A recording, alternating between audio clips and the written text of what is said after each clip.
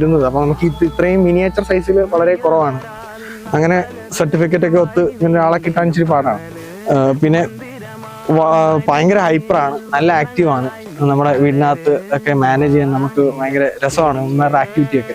എല്ലാവർക്കും അറിയാമല്ലോ, നമ്മളെ ഈ കുഞ്ഞു ബ്രീഡ്സ്, ടോയ് ബ്രീഡ്സ് അനുസരണ എന്ന് പറഞ്ഞ സംഭവം അവരുടെ വഴി കൂടെ പോയിട്ടുള്ളതല്ല.